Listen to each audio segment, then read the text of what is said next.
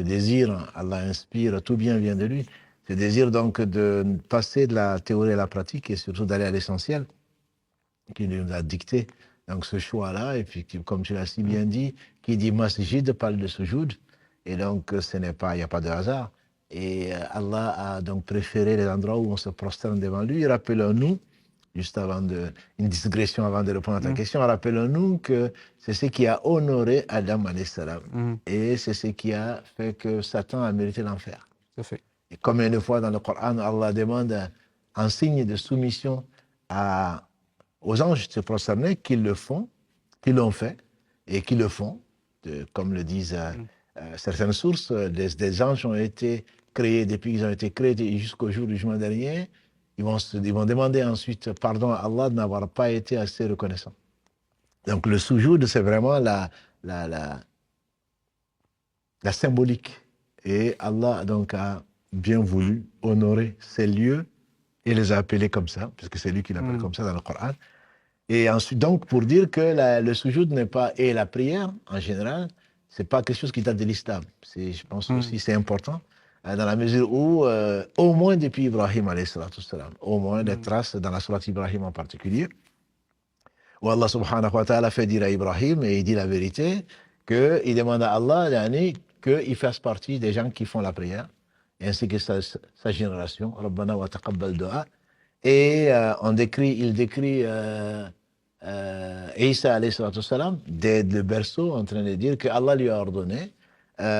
Il décrit Yahya pareil, et il parle des Banu Israël de faire de leur maison donc des endroits pour faire la prière, etc. Donc la prière est naturelle, je dirais. Et sans parler de cette forme qui est définitive, que Allah a aimé, qu'il a instaurée, puisqu'il a parfait sa religion, avec l'envoi de Mohammed sallallahu alayhi wa sallam, tout dans les cieux et la terre loue Allah, c'est la prière. Tout fait sa prière, même si on ne comprend pas leur façon de prier. Donc la prière est le droit absolu d'Allah, et comme tu l'as bien dit, c'est le deuxième pilier. D'ailleurs, Ibn Mas'ud, dans ce qui a été rapporté par l'imam Muslim, rahmatullahi ta'ala alayhi, qui a demandé au prophète sallallahu alayhi wa sallam quel est l'acte le plus méritoire ou l'acte le plus aimé d'Allah. Il a dit la prière à l'heure. Après la foi en Allah, c'est la prière à l'heure. Et ta remarque est très juste, qui est le fait que c'est le seul pilier parmi les 5 que nous connaissons tous. C'est le seul pilier qui a été ordonné à la Mecque. Et d'ailleurs, on dit qu'avant d'atteindre ces 5 piliers, ces 5 plutôt prières obligatoires, qu'il y en avait qu'un deux, un le matin et le soir. C'est ce qui rapporte en tout cas les sources anciennes, que comme avant l'islam, c'était un le matin, une prière le matin et une prière le soir, et que Allah subhanahu wa ta'ala a voulu donc honorer cette communauté et lui donner cette opportunité exceptionnelle de se retrouver en face d'Allah subhanahu wa ta'ala au moins 5 fois par jour. L'histoire, elle est connue, et également, l'une des caractéristiques, c'est que toutes les autres formes d'adoration ont été révélées par l'ange Gabriel, alors que la prière a eu cette particularité d'avoir été ordonnée directement par Allah au prophète Mohammed sallallahu alayhi wa sallam lors de son voyage nocturne, Isra al-Mi'raj, donc juste avant, 13 mois d'après certains, avant donc son émigration. Et c'est dire son importance. Dire son importance dans la mesure où Allah subhanahu wa ta'ala dit souvent dans le Coran « Wasta'inu bis-sabri was-salah » prenez les moyens de vous aider par la patience et la salah. Donc cette salah, pour finir la définition, là en arabe, c'est aussi dua. C'est aussi dua. Mais sur les 90 versets du Coran où on parle à peu près de salah, la plupart, à part 4 ou 5 versets, la signification de la salah, c'est effectivement ce que l'on comprend en tant que pilier. Il y en a d'autres qui veulent également dire des invocations, comme classiquement et pour cause. Allah nous dit dans la sourate Al-Ahzab, verset 56, « Inna Allah wa malaikatahu yusalluna ala nabi » Donc Allah et ses anges prient sur le prophète alayhi salatu salam. J'ai déjà entendu, c'est comme des rak'ahs. Voilà. Donc ce n'est pas dans cette forme-là, c'est de faire des invocations. Et également, huwa alladhi yusalli alaykum wa malaikatahu, dans la sourate 33 encore, verset 43, Allah, donc surat Ahzab, pour faire plaisir à le frère Abdelaziz qui a demandé le nom de surat. Donc surat Ahzab, surat numéro 33, verset 43 et verset 56, parmi les 4 ou 5 exceptions où on parle de salat. La salat, c'est le dua en général, mais plus particulièrement la forme de soumission à Allah manifestée qui commence depuis le takbirat al-ihram jusqu'au salam. Mais ça, on y reviendra, Inch'Allah. Donc cette forme de prière, le prophète sallam, donc on disait qu'il appelait ses compagnons, il n'y avait pas d'adhan, il n'y avait pas l'appel à la prière, et donc ils se cachaient. Et dans l'islam gharib, et l'islam a commencé étrange, et les gens se cachaient dans la maison d'Arkam ibn Arkam pour prier Allah subhanahu wa ta'ala, on dit le matin et le soir. Et quand il a été éprouvé, il a été le plus éprouvé des hommes, il a perdu si quelque chose lui appartenait. Et donc, notre mère Khadija, Allah l'a rappelé. Il a perdu également son oncle Abu Talib. Et donc, Allah l'a invité au-dessus de ces cieux. Et c'est pour ça qu'il faut comprendre l'esprit de la prière pour l'aimer et pour l'apprécier.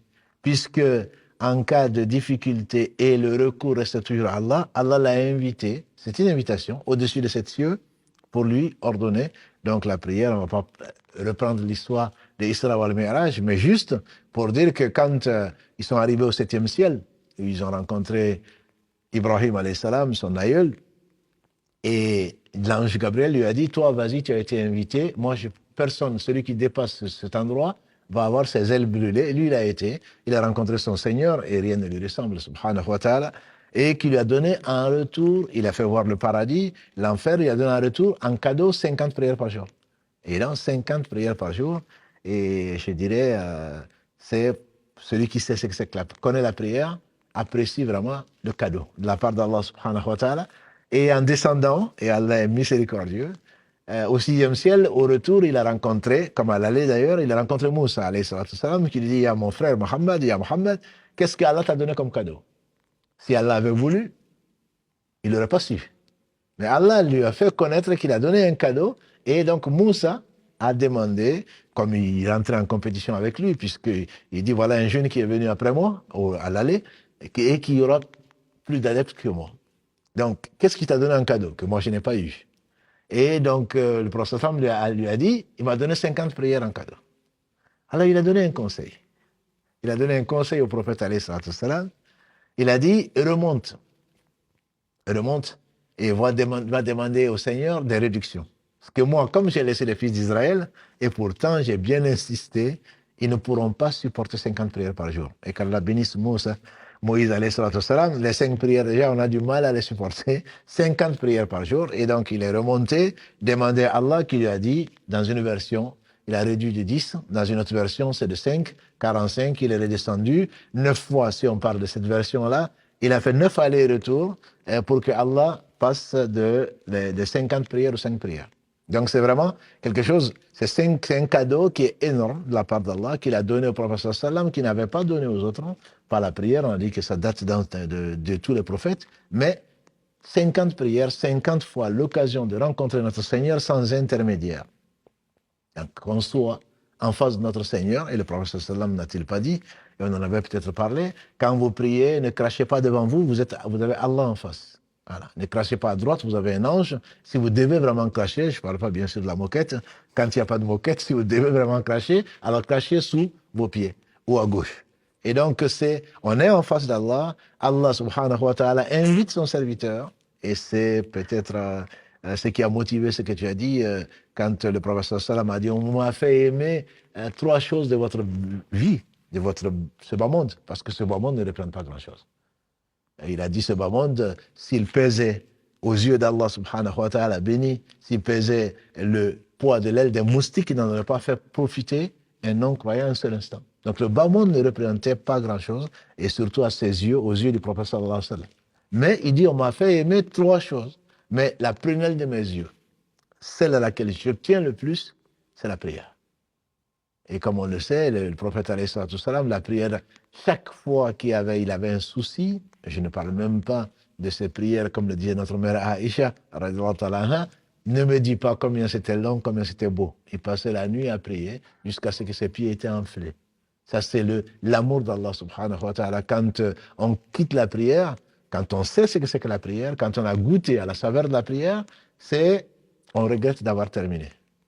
Quant à nous, salam alaikum, enfin j'ai fait la prière. Alors que là, quand est-ce que je vais arrêter? C'est peut-être un des secrets pour lesquels on continue à invoquer Allah. On finit quand même par arrêter. Donc en commençant par le takbir et en finissant par le salam.